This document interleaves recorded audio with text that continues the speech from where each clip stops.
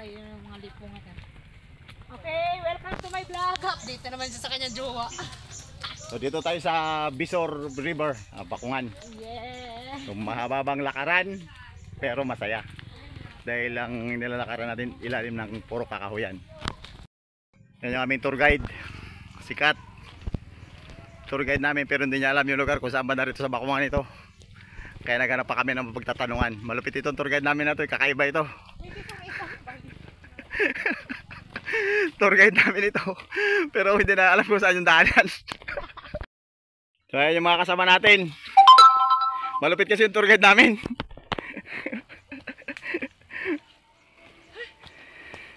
Yung iba dito may hika, may iba dito may arthritis, pero tanggal lahat. Yeah.